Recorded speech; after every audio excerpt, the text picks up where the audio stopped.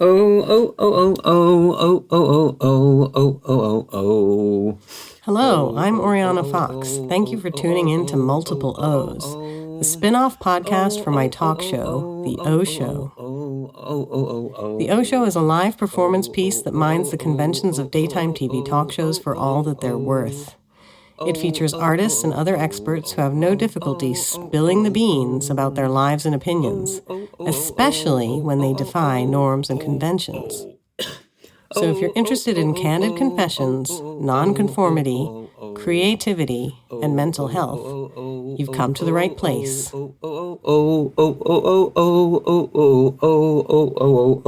Hi there, my dear listeners. Thank you for tuning in again, or for the first time, whichever the case may be. I think one of my regular listeners, yes, you, John from Texas, you're going to particularly love this episode, I think, because it doesn't have just one American expat, but two. My guest is Susan Butler, an American expat who divides her time between London and Berlin. And she is an artist and an author, very talented and articulate, thoughtful person. And I'm very excited to share this interview with you. Before I share the interview with you, I just want to say that I had the pleasure of speaking with Susan Butler previously on the O Show Live Edition at Mimosa House London's Instagram. And if you'd like, of course, you're welcome to listen to both interviews. I've put the details in the show notes, a quick link if you want to have a watch. Just to give you some teasers, in that discussion, Susan Butler and I spoke about the racial empathy bias, climate change, and Bill Cosby, which have all played a part in Butler's work. We also spoke about her debut novel, Signet, published in 2019, and the paperback came out in 2020. The protagonist of her debut novel, Signet, is a adolescent on the cusp of adulthood, a young woman who has been left on an island off the coast of New Hampshire by her parents. She's waiting for them to return, and the island is inhabited only by older people, who have formed a separatist retirement community on this island. So she is very much an outsider on the basis of her age. And the other main character in the novel is, of course, the environment itself, which, due to climate change, is eroding the very foundation of the home of her grandmother's house that she lives in. And when I say grandmother's house, it is rife with associations with the fairy tale, which is very much part of the book and a part of Susan Butler's wider oeuvre, insofar as she likes to make reference to, among other authors, Hans Christian Andersen's fairy tales, such as The Little Mermaid. And Signet is, of course, based on The Ugly Duckling. So, yeah, in our discussion last time on Instagram, we spoke about many topics, but we didn't touch upon this fairy tale theme, which I'm really interested in because I'm the similar age to Susan, and I grew up loving anything to do with mermaids because of The Little Mermaid and Splash. They were among my favorite films. In fact, I watched Splash like every day for a year, thanks to the technology of VHS. Oh, one other thing I need to say is that Susan Butler was a guest on a podcast by another artist called Deborah Pearson called The Whole Darn Thing. And Pearson invited artists to tell the whole plot line of something they'd seen or read. So Susan has been on a podcast talking about The Little Mermaid, at different versions of The Little Mermaid. So we kind of start out talking about that podcast. So I just needed to give you that little tiny bit of background information so that it makes sense. So without further ado, here is the interview. I'm interested in how we're kicking off with talking about The Little Mermaid because I've been thinking and talking about it again recently when it's not been on my mind so much for a few years. And then lately it's been coming up in conversation. And I don't know, I find that kind of a funny serendipity. So the Disney Little Mermaid, which I really like and I really highly rate, it seems like there's a sense of really valorizing I don't know, persistence, but also there's like one of the fun things about Ariel in the Disney version is she's such a geek, and she like really geeks out on, you know, sort of like human mythology and like dorky particularities of human culture, and goes for it and really gets there. And the Anderson version seems to be about, actually, I want to revise that. The Danish folktale that Anderson recorded and, you know, also had a take on. Yeah, it seems to be much more about boundaries and like the pain of boundary crossings, and sometimes the impossibility of transgression, like real transgression. So, but I'm not sure if that was the same line that I drew between the two of them when I talked about it with Deborah Pearson years ago. You compared it to Don't Go Chasing Waterfalls by TLC. And yeah, just like this bad message of like, don't go for the thing you really want. Stay where it's safe. Play it safe, right? And I guess is about boundary crossing ultimately. Like, yeah, you know, it's sort of you're a sea creature, and you know, sort of looking stay among your own kind. Yeah, and looking at like there are certain like fundamental axes of difference that like society seems to draw, and in our cultural paradigm where we are right now, it seems like race is one of those, for example, where, you know, sort of, yeah, you can push it and there's a lot of mobility, but some divisions are like absolute, and you've got to really like learn what those are and not cross them, or like understand that there are serious consequences to crossing them. And it's funny, I was just talking about Waterfalls by TLC, and just like, what a fucking fakakta message. Like, don't have sex or you will die of AIDS. You know, so it's a very like anti-adventure song. Yeah, but that's very of that moment, I feel like. Yeah, the nice like soft cushy 90s where it's like, don't worry, like it's nice in here. Just put on your brown lip liner and you'll be good. But, you know, sort of if you venture too far outside, you will see that like capitalism is really wretched. Like, stay in here where it can benefit you. Wow, the 90s. Yeah. But yeah, I mean, if I had kids, I wouldn't let them listen to that song. Like, if they brought that album into the house, I'd be like, what is this garbage? I'd break it in front of them, and throw it away. That'd probably make them more interested. Yeah, they'd be like, fuck you, Mom. They'll be like, ooh, the taboo TLC album. Let's break it out when Mom's not here. We're going to spend all our time not going on adventures. Reverse psychology. Okay. But so you were saying, like, at this moment, race is one of those boundaries, or there are certain, what was the words you used? I was wondering if you could give an example, what you mean by that, because it was very abstract what you said. So there's a kind of, I feel like there's an interesting debate that's, no, I can't get into the debate. The debate is crazy. And so when I talk about the paradigm that I'm referring to, where race has become a kind of fundamental boundary, I think that what I mean is like modernity, like historical modernity, a sort of like 1619 to present ongoing sort of situation where Blackness becomes the kind of like ontological end, or that people can have various kind of similarities from each other, but as I think it's Jennifer Doyle points out when she talks about racial patriarchy, is that, or it might actually be Nell Painter in The History of White People, just that the idea of the slave the slave like always has to be so fundamentally other from the enslaving population, like fundamentally not kin, fundamentally like from elsewhere. And as a Black person, you're kind of constantly sort of being sucked back into this like elsewhereness and this like absolute otherness, where your sense of belonging to place or even ideology can always be kind of challenged or withdrawn.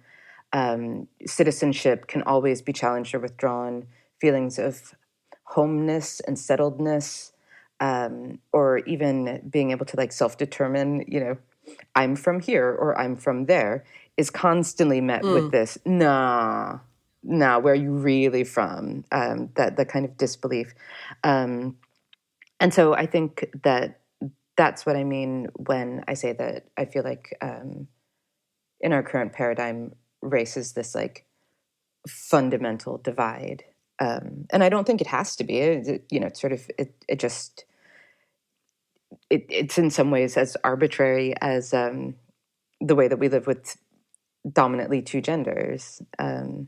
So that's what I mean by that.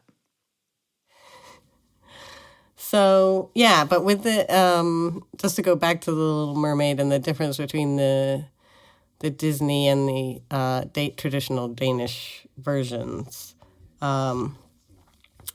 it's interesting because one of my students did a presentation about The Little Mermaid and analyzed it using like Laura Mulvey and John Berger but what I found it like, maybe I shouldn't say this because if the student hears it anyway, but I was really critical of this analysis because it painted Ariel as really passive, this passive object of desire. And I just thought, that's not Ariel. No. She has desire. She has agency. Totally.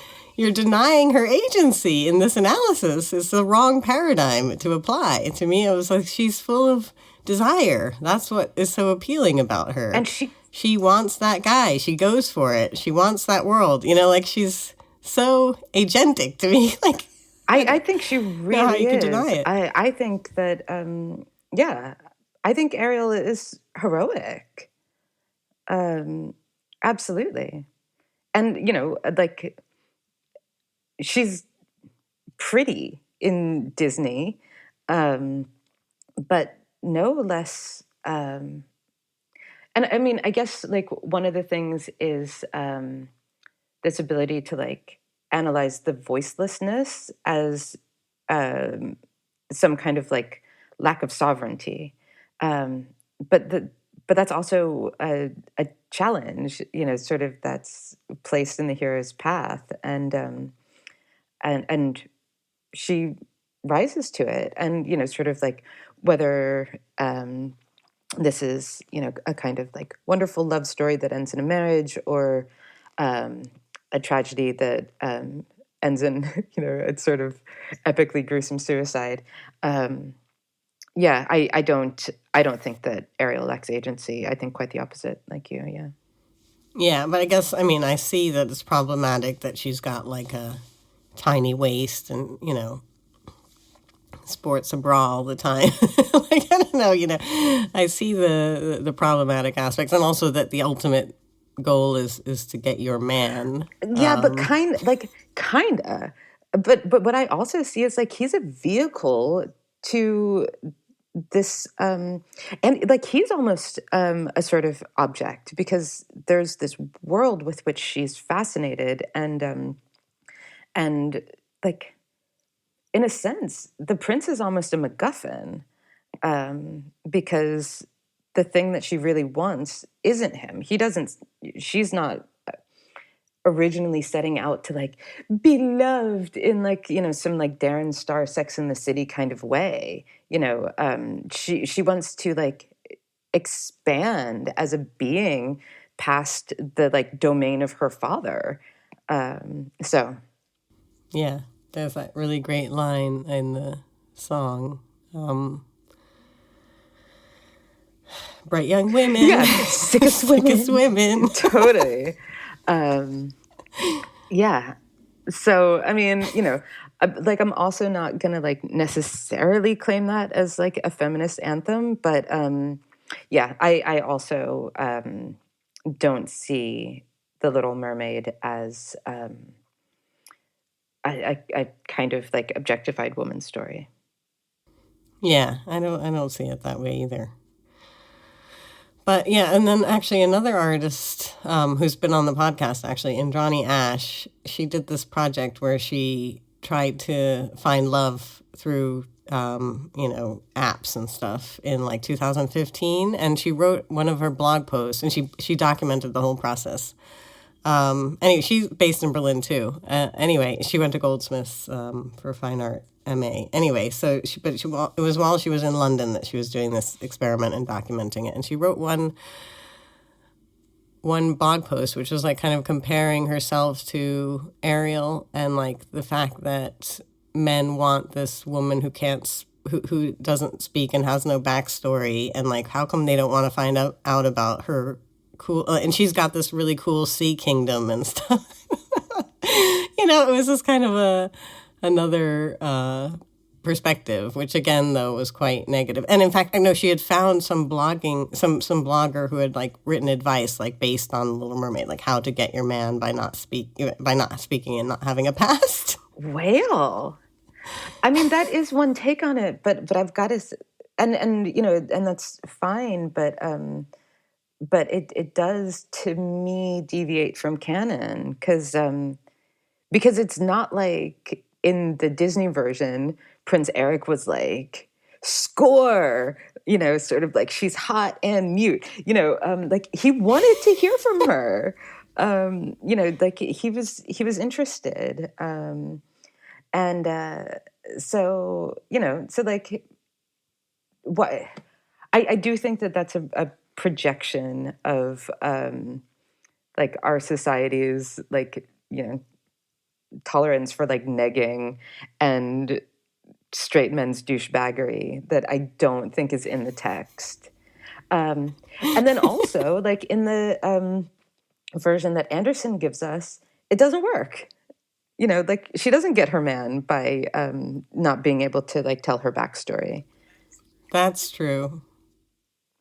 So, I mean, like, dig, but yeah, I think I may be butchering also like her blog post because it was a while ago that I read it, but I just remember being amused by it. And I like the idea of like thinking about how cool where she comes from actually is, and the fact that that's not an asset, Yeah. to her. But I mean, and I think like even if I'm thinking that these are like misreadings or like readings that that weren't my readings, there is something significant about the fact that this is the way in, like 2015, 2021, whatever, we're looking at this story. Like the lens that we project onto it says a lot about our times and the way that we relate to each other. Yeah. And what about Splash? In the introduction I recorded, I said that, which you didn't hear, but I said that how I actually watched Splash every day for like a year or more. When I was a kid, it was my favorite film and I had it on VHS. But until one of my brothers, my brother Josh, actually I'm going to name and shame, he recorded over it with like a Knicks game or something, like on purpose to be mean. I remember the pain of having something recorded over, and I feel that there's a generation of people who like won't know what that is, to like put your fucking VHS tape into the thing and then it's not what it used to be and it never will be again. Oh my, I feel for you so much. I'm like back in like 1987 having this happen to me again. I'm having a complete flashback. Okay, but Splash though. Yeah, but maybe it was for the best, like to not keep watching that. I don't know. Yeah, I mean, yeah, Splash is fucked up. I loved it, and and there are so many like interesting things about it, but boy, oh boy, the, I I must have seen it recently, like a couple of years ago. And the thing that like I'm really interested in right now is like Eugene Levy's character in it, this like scientist who needs to prove the existence of mermaids, and like the way that his like fidelity to both like science in a in the like sort of white supremacist Enlightenment tradition, um, and his fidelity to like his own genius, such that like he would stop at nothing to like really prove his own genius, to like validate his place like within like academia and this like scientific establishment that requires like discovery and Dehumanizing the yeah. other as well. And and so like he would the way that like he constantly violates her consent over and over and over for the purpose of this like personal aggrandizement and advancement in this like already super problematic field. Like, yeah, it's really something to behold. And I don't know, I really value that part of the story, and how he like gets his comeuppance for it, and it really like is made like the loser of the story.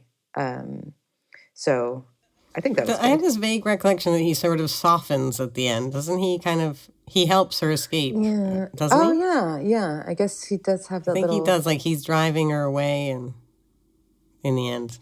And okay, and so like I vaguely remember this. It's weird that I don't remember it precisely, considering how many times I watched it. but I think endings are a really weird thing, because it's almost like no matter how transgressive the content of something is, the real measure of how it fits into the like social paradigm of its time is in terms of like how it ends with every story. I was talking about this is a little bit of a digression with relation to the movie 9 to 5, which is this really like overthrow the boss narrative. But I couldn't remember how it ended, because I just couldn't imagine that 3 women overthrowing their white male boss, in Manhattan in the 80s could end with them triumphing, like them, sort of getting away with it, like, because that would mean that the world had changed. That would be like an affront to Reagan Thatcher. And I just didn't think that would land in cinemas. And so I rewatched it, and the ending takes it to this like cartoonish place where what ends up like happening with the 3 women has like really nothing to do with the film that we've just seen. And so it does this thing where there's like a still of Dolly Parton and then text on the screen saying, sort of Dolly Parton's character went on to like, I don't know, be some like sexy rodeo clown or something like that. Because they can't let the world have changed and really like sort of rest in this progressive change.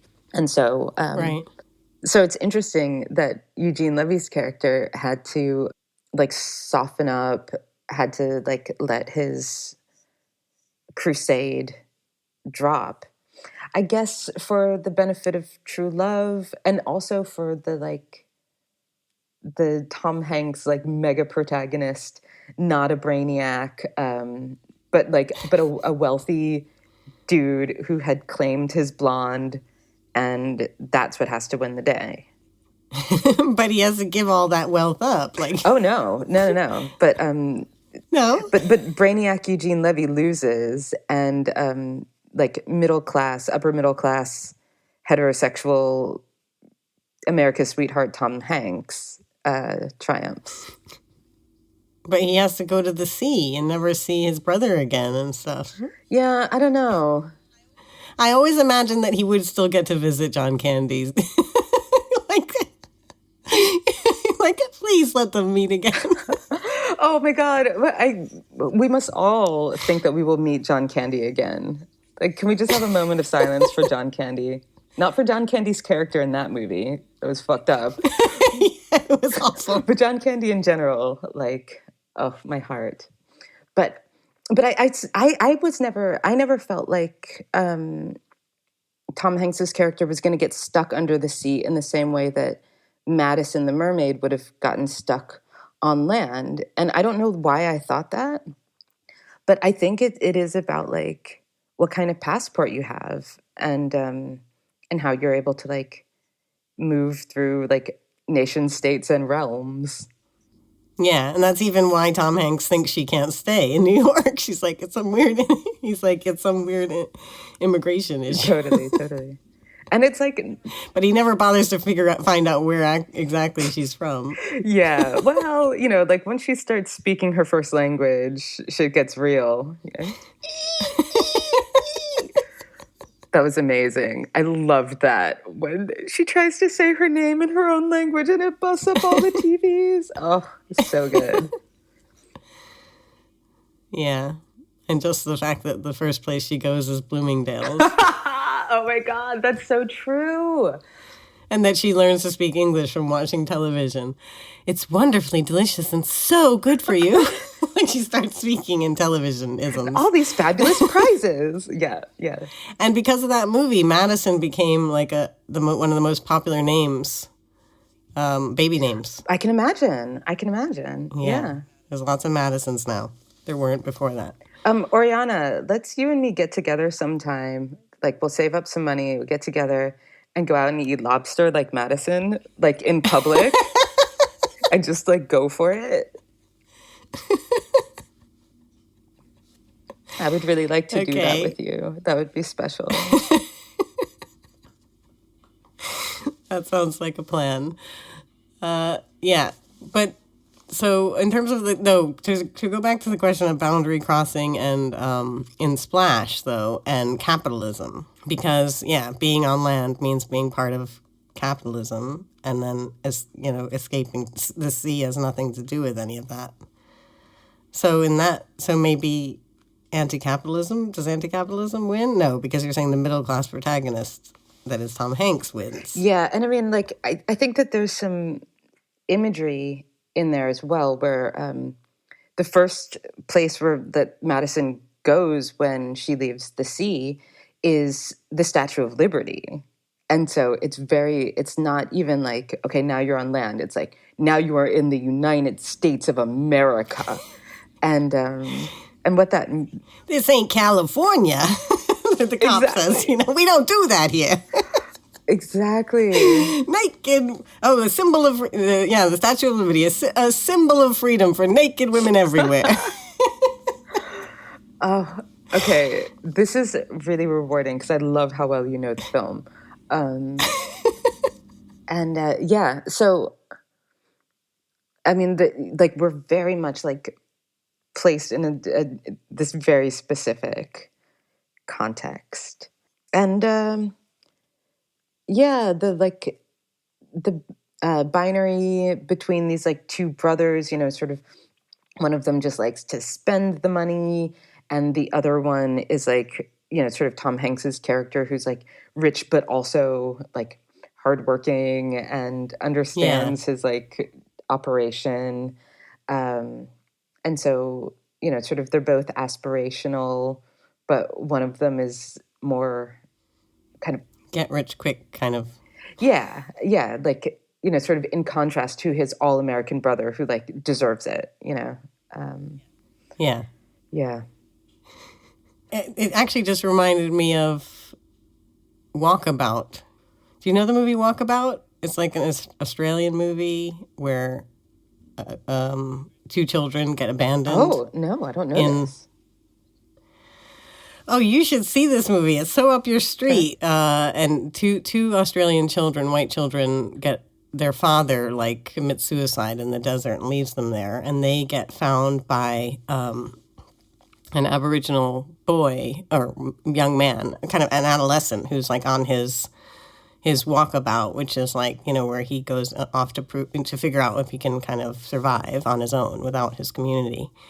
And he meets these children and kind of helps them to survive. And yeah, and the teenage girl, it's a teenage girl and a young boy who are the white siblings. And then at the end, I don't want to ruin them. I feel like you haven't seen it. I don't want to ruin it. So now I'm like torn because I want to make a parallel, but I also don't want to ruin the movie for you. Wow. So anyway, see the movie. We'll save it for another time, but anyone who's listening might know the connection I'm wanting to make, but I can't make because I don't want to ruin the movie. Okay. Well, I mean, I definitely think that this is up my street, and I can see the connection of. I kind of thought of the beginning of the Danish folktale of Little Mermaid as the mermaids having this like Rumspringa, compared it to that Amish kind of coming of age year where you're allowed to leave your domain and go and check out the wider world, and so you sort of like enter adulthood within your own milieu with experience. So in Walkabout, it's like a kind of cross Rumspringer because it's like the Aboriginal boy is having his, or man is having his, but the white children are also kind of having their sort of introduction to this other life that's so wholly different from their life. Yeah, so they're kind of both having that. And yeah, so it's kind of interesting to see those like worlds intersect and then what happens. Anyway, go on. Were you going to say something more about the parallel to Little Mermaid or the original one? Nope. I was just going to say I'm gonna watch this movie like maybe even tonight. Okay. Okay, yeah. I think you'll like it.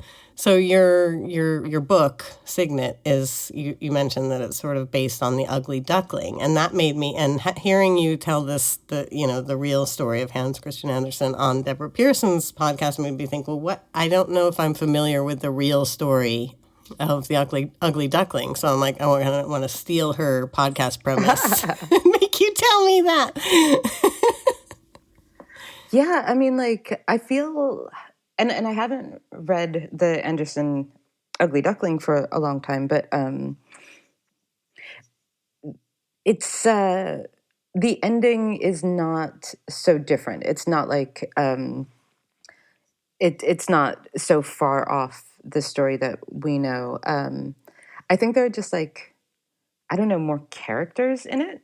The more colloquial version of The Ugly Duckling kind of, in my mind, is like it's a bit of a fable. It's like the tortoise and the hare, like there's not a lot to it narratively, and there's sort of not a huge number of characters, but it just sort of gets to the point with the moral of the story. And this one I think is a little different because if it has a moral, the moral is weird. But yeah, the eggs hatch, ducklings exist.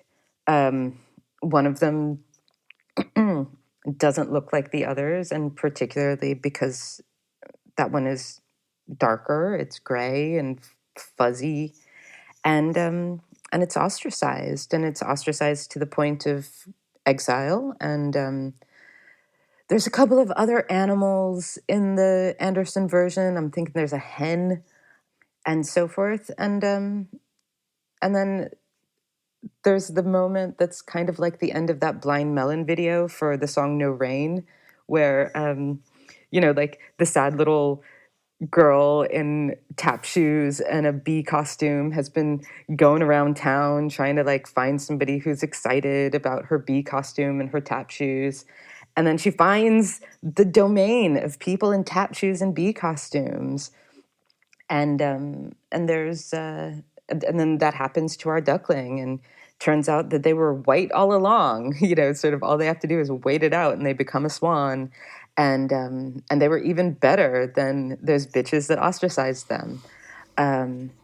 So there's a lot to untangle, and there's a lot that like I definitely have fun playing with from the perspective of like projecting my contemporary point of view onto this story rather than things that I think arise from the Danish folktale that like map neatly onto the racial paradigm that I see in my life right now.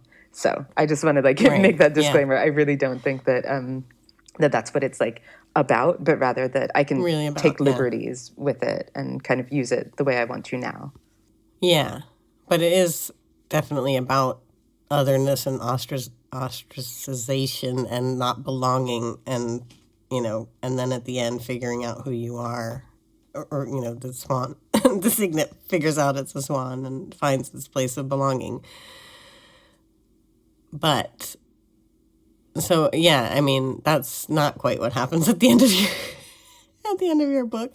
But I just want to say something which I hope isn't really annoying. But although, like, as I was reading the book, I was like, why can't she just rest assured that, like, she can email her parents? Like, why can't they email her? Like, it's 2015, right? When the book is set. Yeah, but so why can't they just email each other? I mean, but that's her question.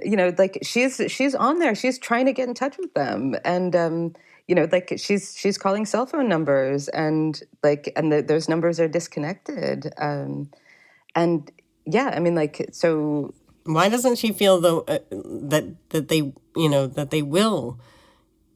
That she feels very uncertain that they'll ever see each other again, and I'm just like, but if they have email, they can and they will see each other. I don't know. I guess I'm still like always like again. Maybe it's the whole thing with John Candy. I'm like, they will see each other again. We will have a happy family again. I mean, like maybe, but like it's.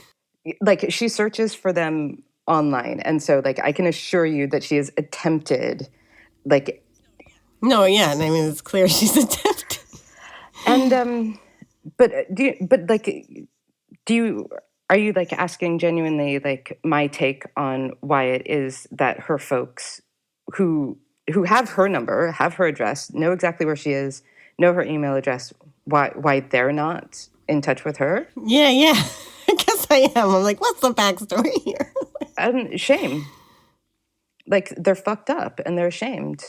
And they want to get good before they come back to her. But it's, I think it's really difficult for people to show up as very much the thing that is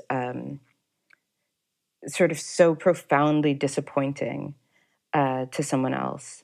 And I think that there's also something like very, very painful about seeing that level of disappointment in someone else's eyes. And also like looking into the eyes of someone that you've traumatized. And that is like a real, I think that's really, really hard to do. And I'm not a parent, but I can only imagine what that would be.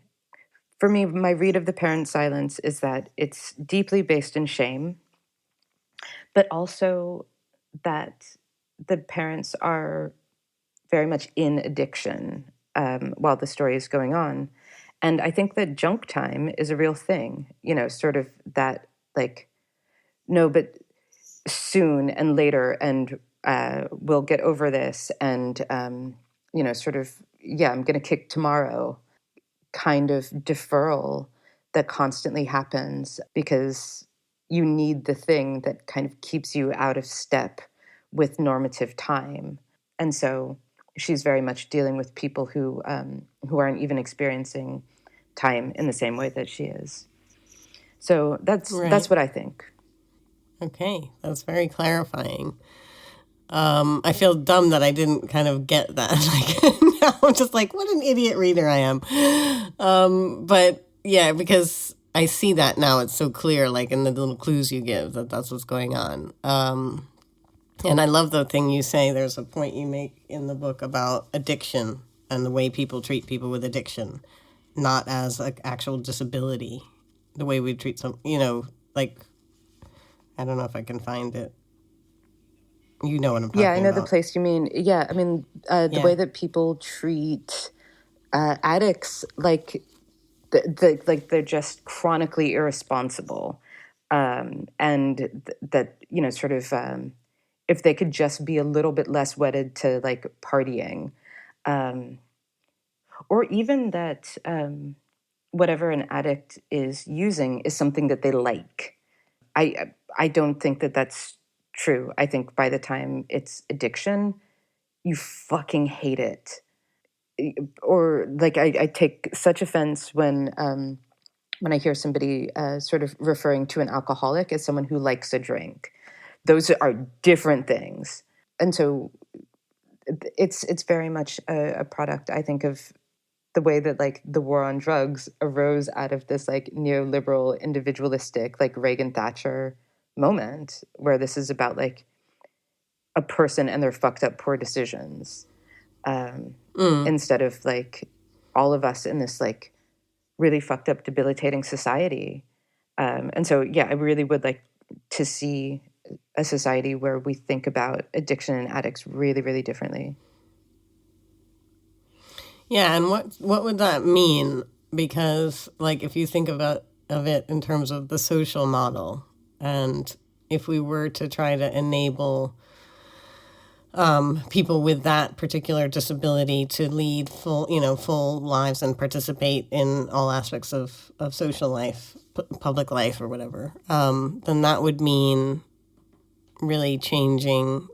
Yeah, what would that mean? Like, what as policy? Like, obviously, like I think about like the lottery and the way betting shops are always in poor neighborhoods, and like it just, I feel like would the move be to like make all that stuff illegal in a way? I feel like it's I don't know. It's like, how do you enable the people who can do it in a lighthearted way without who don't have that kind of addictive, whatever it is, addiction?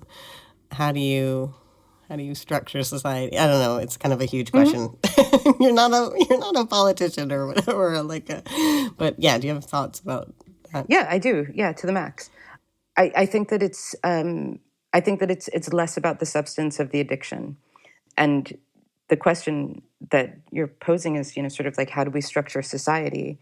And I would say deliberately, because I think addiction is just another manifestation of like harm and abuse that are endemic in the sort of society that we live in.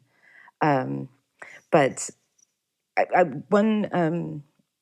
one science bit that I think really illustrates this beautifully is an experiment by a researcher called Bruce K. Alexander. And I think that this happened right in like the late 70s, early 80s. Do you remember these like public service announcements that they had in the US in the 80s, where it's like, this is your brain on drugs, Yes. And these like very simplistic, like, if you do drugs, you will become an addict and you will die. Sort of don't go chasing waterfalls kind of thinking about this. And so one of the early experiments that the kind of Reagan drug policy was founded in was like, get a rat, wire mesh cage, sort of standard laboratory thing, 2 bottles of water, one plain water, one laced with cocaine.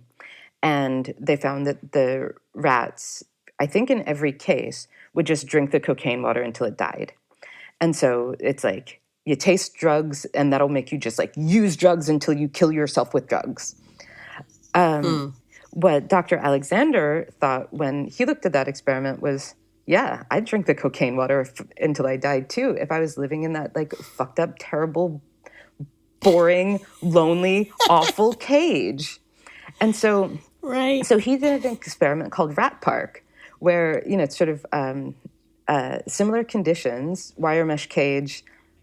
I think I know this because I love rats. I had pet rats, so I know this study. So he made Rat Park, right, with plain water and cocaine water, but also with like stuff to play with, fun stuff, and other to do. rats, and like vegetation and toys, a place to swim.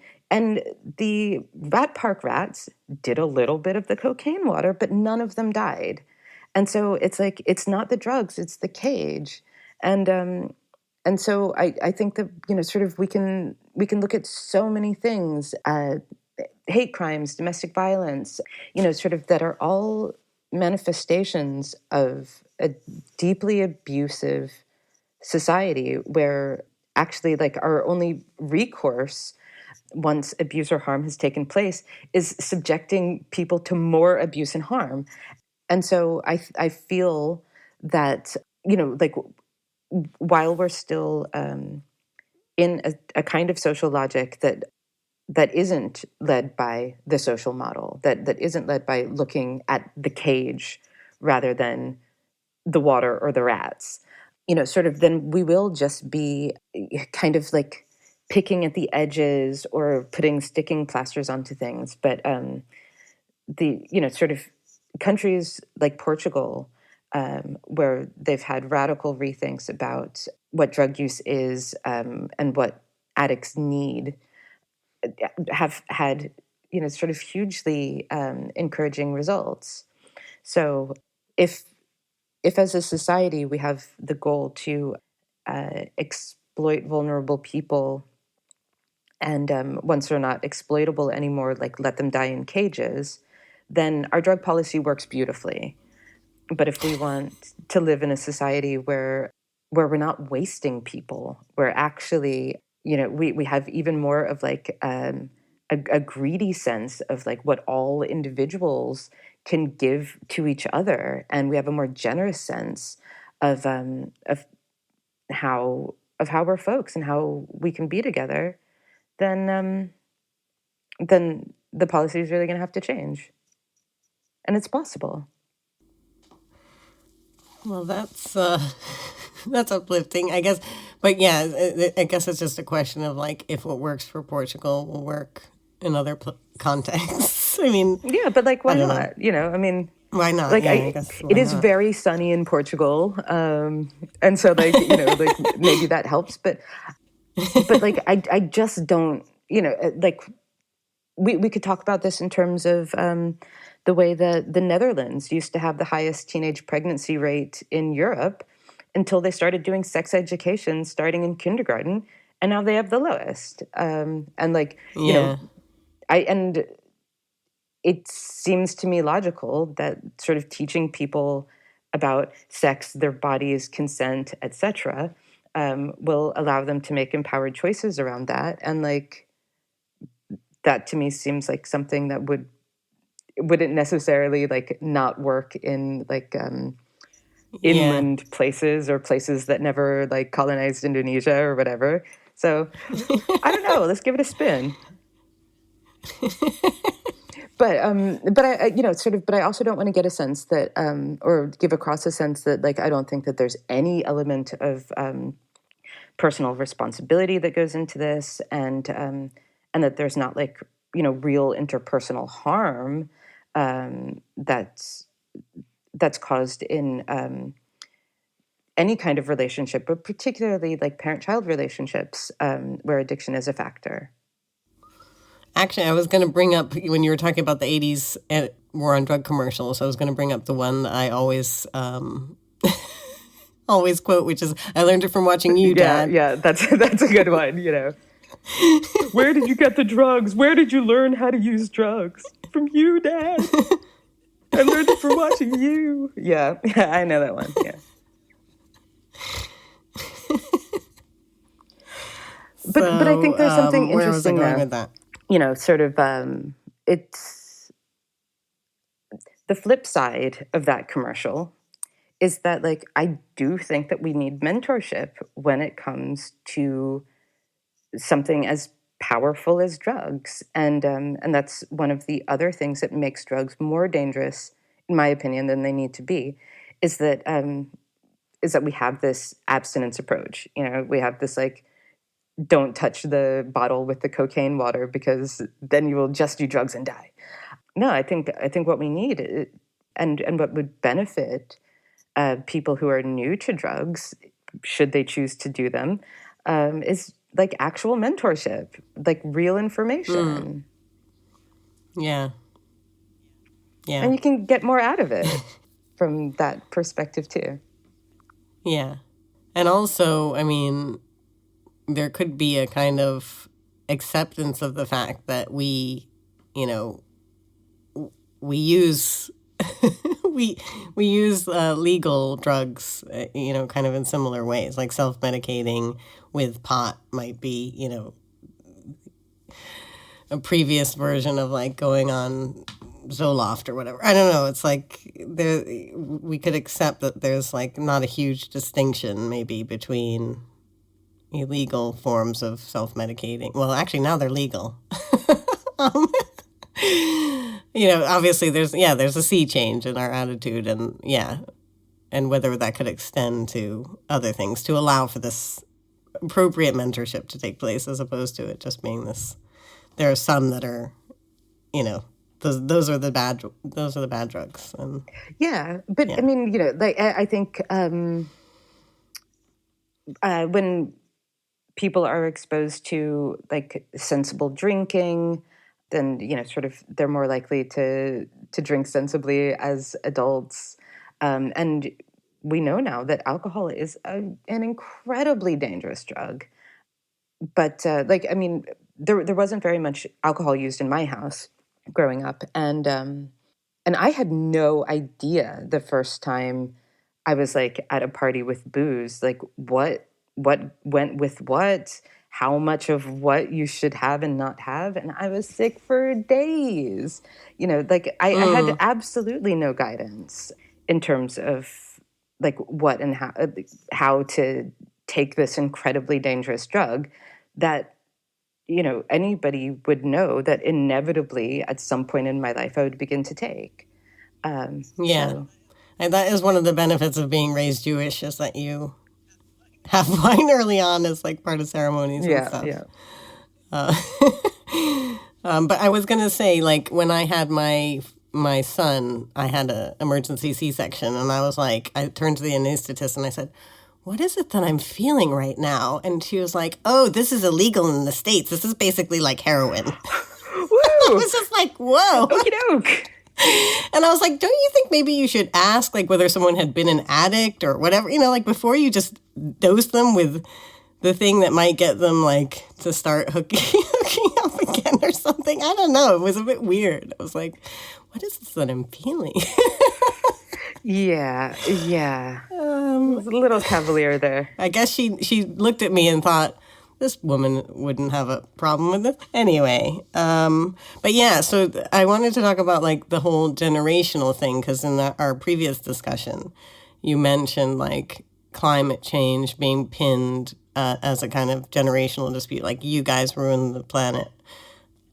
I don't know. I feel like you alluded to that sort of thing. And I was wondering about you know, your protagonist. Like, to me, I identified so much with this protagonist, and I kind of like, it made to the point where I doubted she was born in 1992 or whatever, or one, or whenever it was that she was meant to be born. I was like, no, this person's my age. This is, you know, like, maybe it's because it's you that wrote it and you're peppering it with your own kind of stuff. But yeah, I mean, I don't know. I guess I also don't have any sense of really what people born in 1992 are like, to be honest, either. I don't know that many people that age. So, yeah. So, sorry, what's your question? What is my question? It was more of a comment. It's about intergenerational, like, conflict and climate change. Yeah, it was about intergenerational, how you see that playing out in the book, and how you wanted to counter that kind of generational blame game that happens around climate change. Yeah, for sure. Yeah, that's the question. Okay.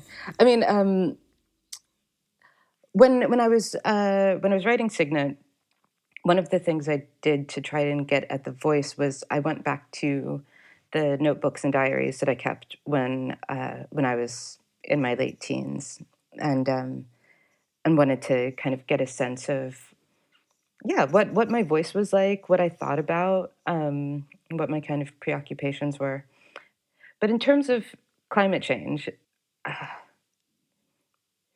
we've been taken for suckers, and I think we're still being taken for suckers, and I think we've got to be really attentive to like fighting the real enemy, because shit is so urgent. So I feel in some ways that like pointing the finger at people who were like merely on the planet while the ruling class knowingly was poisoning our future is super pointless.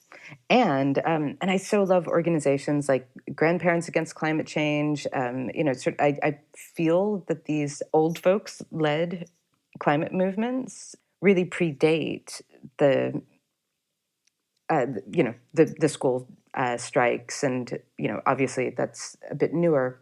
But also, there's something about the politics of wanting to save the world for the child that that sort of leaves a bad taste in my mouth, because there's always this deferment. Whoever that kind of photogenic, sort of cute cheeked, blonde, white child who's, and I do think that childhood is racialized in a way that, like, read Robin Bernstein's book about it, and you'll get sort of more into like the way that childhood and the concept of innocence is deeply racialized. But that child is always a myth, and the generationality of now and who's on our planet now, the range of people whose lives and livelihoods are being degraded and robbed for them aren't isn't like delineable by age. When we think about farmers on the Indian subcontinent, the death of a 60-year-old is no less tragic to me than the fear of a child who kind of can't necessarily rely on the same sort of futurity that her parents could. But what it fundamentally comes down to is that there was a capitalist class who knew, who'd been knowing, and the people who were contemporaries of this capitalist class 100 years ago, 70 years ago, 50 years ago, whatever, did not have the same power to create world-ending events. Sort of the person who chose a car that wasn't especially fuel efficient in terms of today's standards is not the same as the person at ExxonMobil who got the scientific report 70 years ago that said that this ship was going to go down and thought, how do I profit off that? And the like making an equivalence between those two people, I think, is like really lacks class consciousness, and then it allows us to enact sort of ageist violence rather than real social change. Right. And what about, like, we talked a bit about like what is activism and can art be activism, but we didn't talk about like lifestyle activism at all. What do you think about, what are your thoughts about lifestyle activism? Like, are you a vegan and do you not buy plastic products? Or like, do you think we should be doing that as individuals, or do you think, obviously, if you put the onus on the people who are on the institutions, corporations who are doing the polluting, like that would be much more effective than... I mean, I just think that we don't have time to fuck around, that we have to do what works. And so we've got to think about efficacy in what we do. There are certain things that I do out of habit, having come from the like 100 things kids can do to save the earth generation. I find it really hard to not recycle glass, even though I know that oftentimes municipal systems will export their glass to other countries to be recycled, and that recycling can have a huge carbon footprint. But it's the way that the capitalism makes us constantly complicit that makes a lot of this stuff a waste of time. But I don't want to completely diss responsibility and kind of making choices that make you feel good. But I do want to call things what they are. I mean, I feel that, like, for me, at times, I will, when I can, buy organic fruits and vegetables, but it's mostly for me because I know that people have to work in those fields with all sorts of fakakta pesticides. And so for me, it's a workers' rights thing. I know that that there are like other benefits, but it like doesn't have anything for me to do with like the health and purity of my body. I'm not vegan, but I try to eat meat in a little bit more of the way that people have been eating meat for thousands of years, which is like occasionally. Yeah. And so I think, like, make consumer choices that make sense, and let's get the UK to stop bombing Yemen. I mean, I'm much more interested in the end of wars, and I feel that there's nothing to be lost from being anti-war and from standing up against war every time the ruling class wants to propose one. And so I'm not so uptight anymore if I have to like throw a glass bottle into the regular trash can. I see. Okay. But yeah, to go back to what I was saying though about the protagonist, like the fact that she, like, it's a treat for her on her birthday to hear the Grateful Dead. I was like, would someone born in 1992 really be a fan of? That's what I mean. I feel I have no sense and like no feeling of like I'm in touch with people born in 1992 to know what they would like. But like, would they like the Grateful Dead? I wanted to get across a sense that the kid liked the music that she grew up listening to, and that she was into. Yeah, I could see that. I felt like, oh yeah, her parents definitely would have been the ones to introduce her to this. But then also what we get here is like the normative society around her, her attempts to kind of like be interpolated into it, and these attempts that misfire. And so there are things that she begins to like value and valorize, and ways that she begins to sort of talk and think about the world that have to do with wanting to belong. And so in her local culture, that wasn't as uncool. And she starts to kind of look at her face that's all like smooth and unwrinkled as like boring, and sort of the face of someone who hasn't lived, because the beauty norms where she is are different and don't valorize youth. And so that was the kind of thing that I was trying to get at, like her desire to enter a culture that doesn't want her. Yeah, what we think of as what you might think of if you're surrounded by your peers as cool, or as appealing, or as attractive, or beautiful. Like all those things would shift if you were in this other context in which other things were valued. And it's not the things that the dominant culture values. Yeah, and I mean, and there's this incentive there too, because so the kid and the Wrinklies, or the Swans, whatever, have all been like burned by their dominant culture, and so they all have a bit of an incentive to say, actually, maybe all of that was bullshit, and let's try something different over here. Yeah, I feel like such a dumb reader. Hey, here we are. You've got access, but it's like my questions led to like if I had thought through like. I just thought of like, what are my questions, as opposed to thinking like, what might she say? Like, maybe I could be a little bit more, like a better reader and like think about things a bit more. Yeah, but my other big problem with the protagonist is she throws away cake. Spoiler. But what? But how? The description of the baking of it, and it sounds so good, and she just throws it off a cliff. But Oriana, where would you have to be to do something like that? Like, what would have to be like acting on you? Because I don't approve of what she did. It's not something I like, but like, good golly, I mean, so I also don't approve of like necessarily murdering moneylenders, but like, where was Raskolnikov that he was able to do that?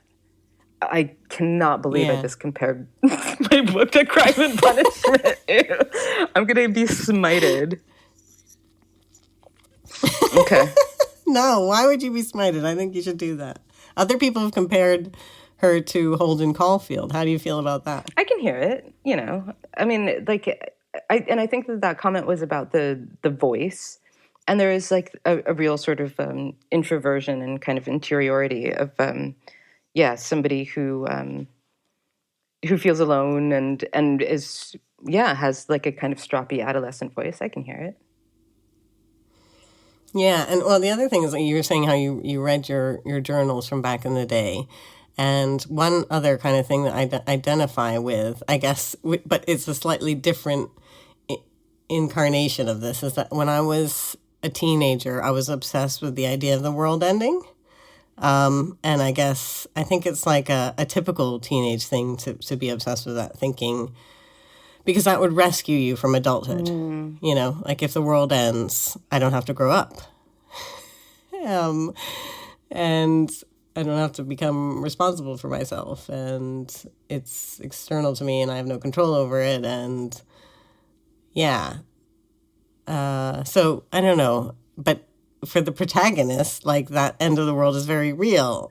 Very like this real impending doom. Yeah. And so it really shifts that. It's no longer a fantasy about not growing up. It's like the reality of one's, of our situation. Yeah, and I did, I set out to write a book about the end of the world. So I'm really glad that you brought that up, because it's not something that, it is a quite a demure presence. But for me, Signet's a book about the end of the world. And who is at the sharp edge of that.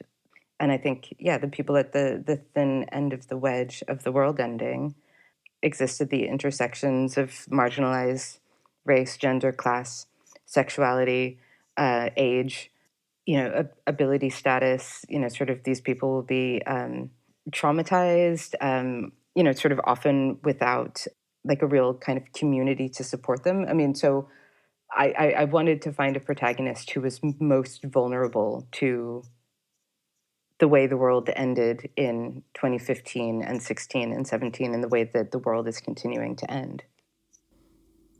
It's very bleak. Is there any optimism in you? Yeah, I'm definitely an optimist, and so there's a sense of what we can take. And I mean, both in terms of like inheritance and also theft, intergenerationally, like, sort of what we can take, what we can claim and bring forward into the next incarnation of stuff. And so I hoped to leave the book with an ending that is bleak, but in a moment where the protagonist is endowed with resources. And with actually more resources than she realizes that she has. Because, like, in a way, nothing ends. Like, things turn over. It's the beginning, in a way, for her. Yeah. It's a new beginning. I don't want to spoil the book for everyone. So, but, like, and what do we mean when we say the end of the world? And I love the openness of that question and the horizons of that.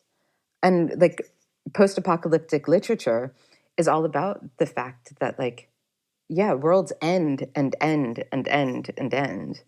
So there is something of continuity in it. And for me, I think I couldn't really have revolutionary politics without being fundamentally an optimist. And I think that we can learn to have a more demanding relationship with society, but and a more demanding relationship with our future. But I think this has to be a collective thing, and I think what makes the kid the most vulnerable in Signet is that she doesn't have community, that she's alone, and her loneliness is what really makes her vulnerable to the end of the world. Yeah.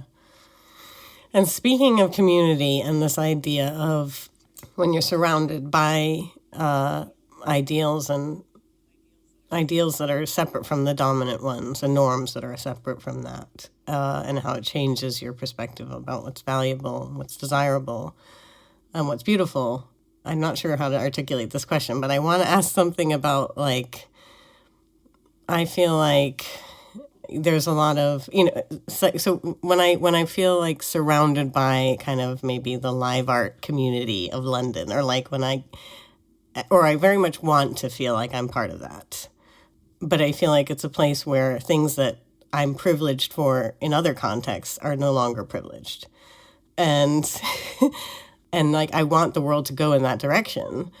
But at the same time, I know there are a lot of people who feel anxious or maybe like resentment of like this displacement by, the non-dominant. I don't know, like it sounds like a really paranoid position. But the reality is there are people who feel that. Like I was talking to, in one of the Instagram live interviews, I talked to Gavin Turk, and he kind of expressed this weird, like I asked him who he felt envious of in terms of like, is there anyone whose career he felt envious of? And he was like, no, I don't really feel that. But he kind of alluded to like feeling jealous of people who are like not white, not male, or like not jealous, but like just sort of like, I'm like, those are the people whose perspectives are valued now, and not mine as the white male successful guy. Fuck that guy. I mean, maybe I'm, what? I want to know what you think about that. And that's it. Fuck that guy. Like, get a newspaper. I don't know. I find that. Sorry. Okay. Let me back up a little. No, Let me it's back fine. up a little. I find it incredibly difficult to take that point of view seriously. In a world where, in the UK, there's a racial pay gap. And I think, so for people educated to A levels, I think I'm getting this right in thinking that white people earn about 70% or 17% more than their black counterparts also educated to A level. Once you're educated to BA level, that racial pay gap increases to 23%. And as we get more and more education, our white counterparts are paid more and more than we are. Rape remains the lowest risk violent crime in the UK. You're almost under like more of a substantial risk reporting a rape than committing one. Like, Yeah, look, yeah. And also I was listening to this story where it was like this person, it was a personal history, and he was saying that he got the same amount, like the same punishment for plagiarism at Stanford University as like someone who had been accused of date rape. Like they both had to like take out a semester or something that. Like it was the same punishment, and he was kind of saying how absurd that was. Yeah. And I'm wanting to like add a little bit of nuance to my fuck that guy position, which is it is understandable how things have been normalized, and it I hope that Gavin Turk's position on this is an expression of feeling, which is like, valid, like my emotional experience of at times having my privilege destabilized feels like a loss. And so like, sort of I acknowledge that feeling of loss can be there, and that it is tempting to follow the kind of pattern of white narcissism to then, sort of collapse into that feeling. But it is just sort of empirically not the case that like what straight white male voices are no longer valued. And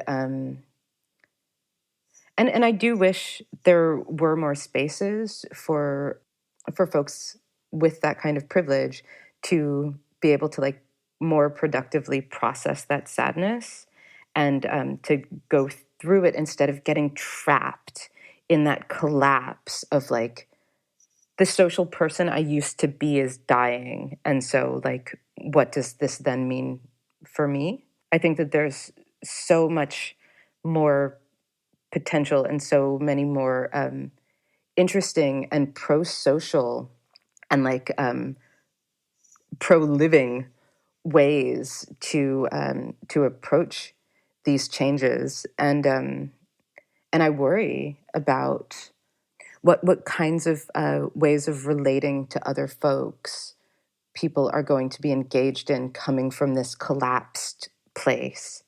And so I really do wish for folks going through this to create spaces for their processing and healing, if for no other reason to keep the rest of us safe from this white narcissism that arises. Mm. Yeah. Yeah. Another kind of association I have with it is there's this really interesting philosopher, Elizabeth Anderson, and she's interested in like deliberative polling. And one of the things that they've discovered, and it's taking place in the context of the United States, and they were doing some deliberative polling in Florida around trans rights in the workplace. And going, like, knocking on doors and asking people, what do you think about this new legislation to protect trans people in the workplace? And one of the ways that they found that was most successful in engaging with people was to ask them if they've ever felt discriminated against or, like, left out or, like, whatever. So it got them to sort of identify with that and air that grievance of their own, before then saying, "Oh, I'm trans," or I know I'm, my child is trans, or whatever, and like saying, "I'm here to discuss this topic with you." So it was sort of like allowed the person to identify themselves with having been left out or whatever, or mistreated, before then approaching, I don't know. Like, I feel like that's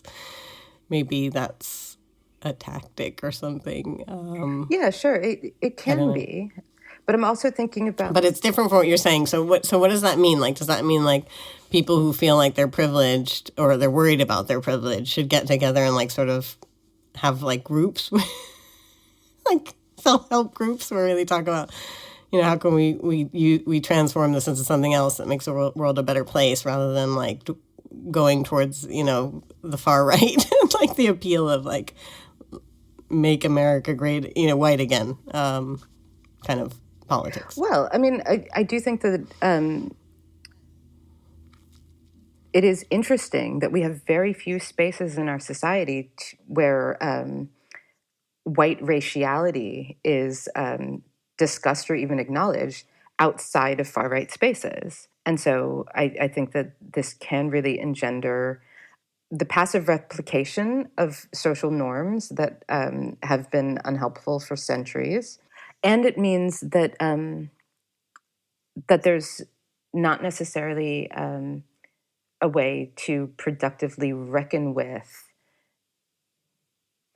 white identity and what it means in a way that, like, people might have help and advice for each other. But there are spaces that I can go to of various kind of political colors that are about living as Black and in my Blackness and survival under racial patriarchy and racial capitalism, that have nothing to do with hating anyone else.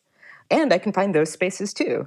But I think that one of the difficulties we're having in overcoming racial capitalism is that the people with the most power under racial capitalism are deeply incentivized to not ever face racism. And so again, it's like the people who have the most power to affect change, have the loudest voices, the most platforms, don't necessarily know how to use them to best effect, because in order for whiteness to perpetuate, the denial of whiteness has to be there. And so, so like maybe I don't want to teach y'all how to organize, but the fact is that those of us with lived experiences of racism have these spaces, and people with lived experience of benefiting from racism are beginning to create these spaces. But I mean, like as Robin DiAngelo says, like white racism is a white problem, and white people need to start dealing with it. So, I mean, there's this like kind of terrible thing that persists under kind of contemporary white supremacist capitalist patriarchy, where like, yeah, so one thing that race is a way of classifying workers, right? And so like who's going to do what kind of work, and then the hardest work is often done by the most marginalized and deeply sort of racialized people. I am thinking of some exceptions to that, but whatever, we're going to go with that as a generalization. And so like I can almost hear the wheels turning in terms of like, yeah, racism is a really big problem. Getting rid of it is going to be really hard work. So who's going to do the hard work? I know, we'll get Black people to do it. That seems to be the strategy. And but actually, yeah, if somebody's like pounding on your door, the thing to make the pounding stop would be for the person who's pounding to stop pounding. So the question of who does the hard work and who's in the leadership positions is one that's important. Who gets to be in the who gets to be the very like valorized activist, and the ones who get the credit, and sort of these are problems too with all of us who are in the habit of centering whiteness, but they shouldn't be impediments to us trying. They should be things that we always have to sort of check ourselves with, in very much the same way that, sort of raising class consciousness, developing class solidarity, and, joining together to overthrow our oppressors. We have to understand how we've been interpolated into a class system, and be really aware of how those norms continue to play out, even in like emancipatory spaces, and even sort of within the struggle. And we can do that. It's not that hard, We raise awareness, we check each other, we check ourselves, we continue to evolve, we like move forward with compassion, and yeah, keep changing the world. Simple. No, I'm just kidding. Yeah, I was going to ask you, speaking of like class, which of course leads to money, how do you have a day job? Yeah, I've got all the day jobs. You've got all the day jobs. I mean, like, sort of, it depends in any given time, but no, I'm not living off of the residuals from my debut novel. I've become a freelance writer recently, and so I write plenty of bits, and I work. My work in performance at the moment is mostly as a dramaturg, and I do a lot of teaching in performance studies, creative writing, anti-racism, and Is that, where do you do that teaching? Just out of curiosity. but with organizations, and so it's also kind of on a freelance basis, so it's not kind of through an institution or anything. But yeah, I mean, people find me, and we talk through what their needs are. I see. But yeah, I mean, until a couple of years ago, I was also cleaning apartments, which I used to really love. Offices and apartments. It was great to be able to just like put an audiobook in and do something that had nothing to do with my creative work. I've really loved waiting tables, which I loved more than bartending or cooking professionally. And but yeah, I mean, I have lots of different kinds of day jobs.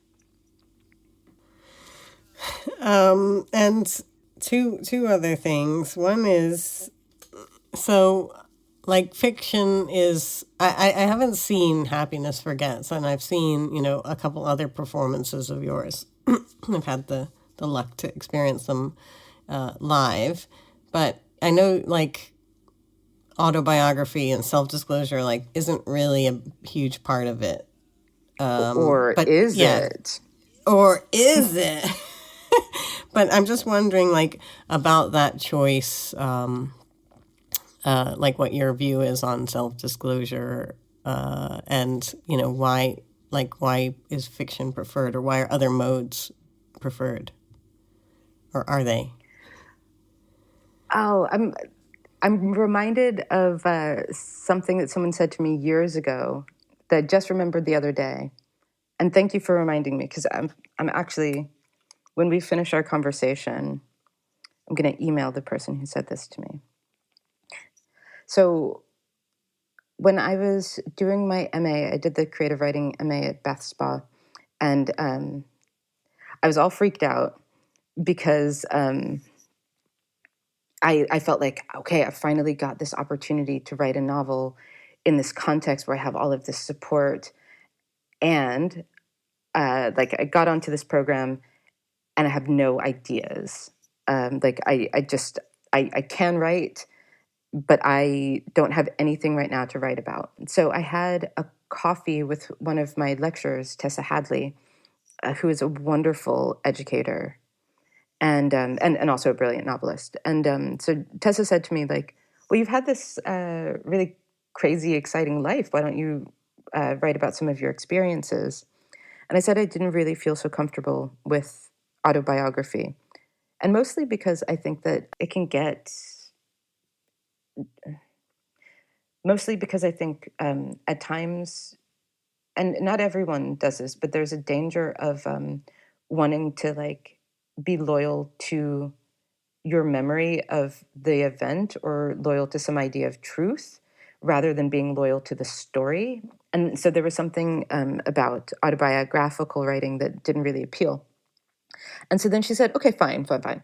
What if you don't write about your life, but you write a story that has the same texture as your life?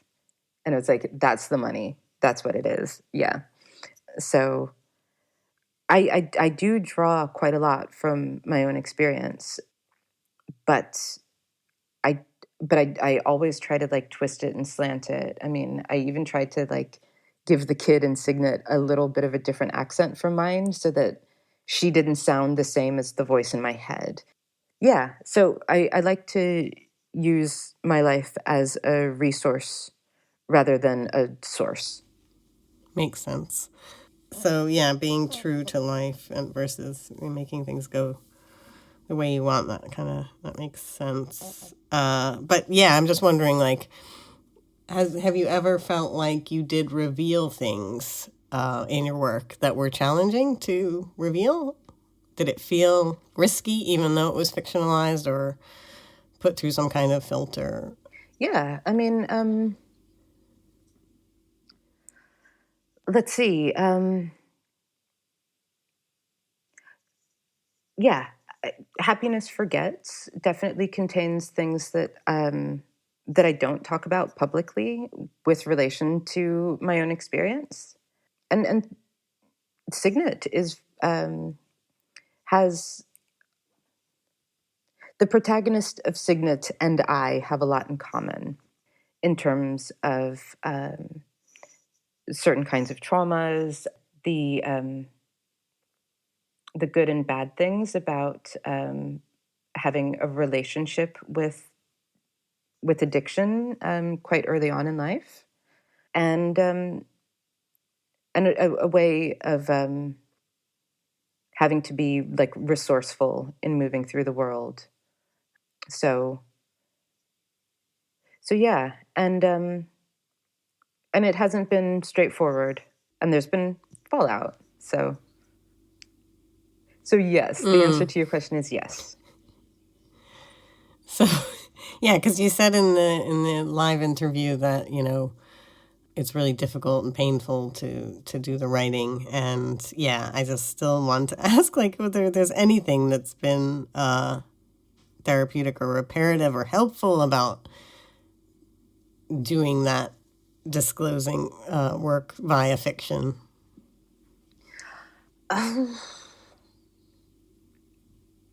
I mean, it doesn't have to be. I'm just still wanting to press on this. Like, why keep going with it then?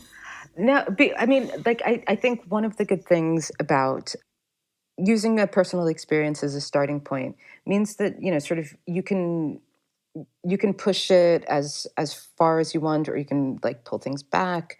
But I don't know. Your question is making me think more about therapy than about writing.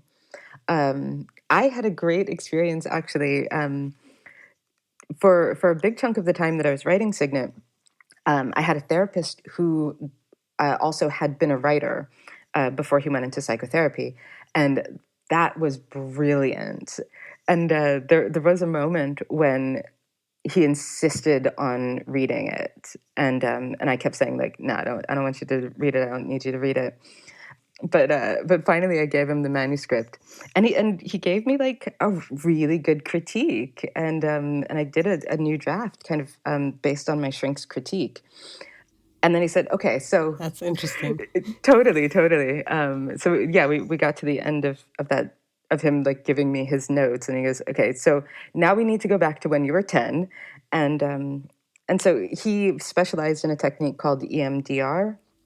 It's eye movement reprocessing.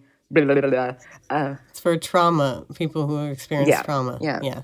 And there were things that we could do at times where, like, sort of like going back to a traumatic event. And at the beginning of our time working together, he encouraged me to think about like a little like pantheon of helpers that could be ancestors or people I know or fictional people. And so, there's like Angela Davis or Joan of Arc or, Ariel from The Little Mermaid, sort of whoever I need to like call upon at a particular time. And so it's like, okay, yes. So I'm like back in this memory.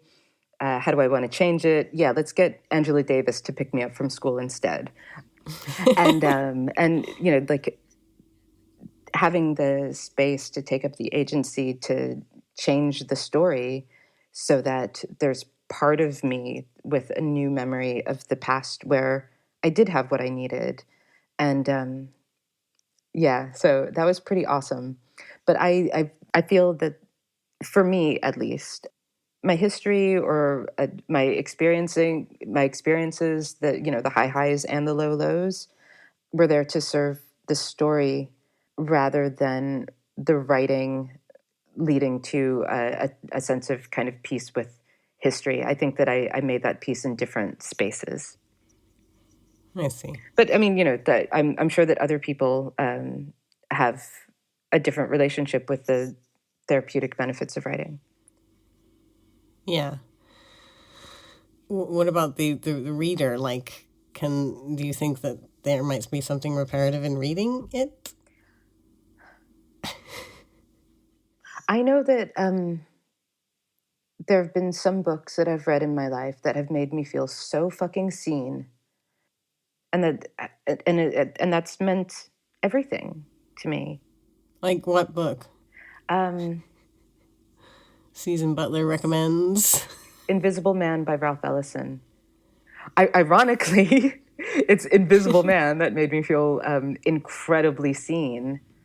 But, it gave me ways of understanding my experience and understanding myself in the world. I mean, it's like something that says to you that most magical two words, you exist. And I think that that means a lot. And so reparative, I'm not sure, but it made me feel brave. So maybe I can write a book that makes somebody feel that they exist. I'd like that. Good note to end on, I think. So yeah, thank you so much for making all this time for me. Yeah. Now and previously. Pleasure. Yeah, we've spent a long, long time talking. I hope that's okay. Thank you. Thank you so Thanks, much. Oriana. I mean, it's always really fun. I love all of the different weird highways and avenues this conversation took. Me too. Thank you, listeners, for staying tuned till the end of that rather long interview. I found it really wonderful, and I hope that you did too, and I know Susan enjoyed it, and that's the best thing. Next time on Multiple O's. Next time on Multiple O's. Next time on Multiple O's is a surprise guest, not because I don't know who it's going to be, but because I'm, just throwing in a little bit of mystery for you folks. O's. Next time on Multiple O's. Next time on Multiple O's. Oh. Thank you so much for listening. If you're enjoying the series, please support me via patreon.com/Oriana Fox. And even if you don't, I'll go on accepting myself unconditionally, accepting my life and other people unconditionally as well, and I hope you do too, because we're all just fallible human beings. Oh.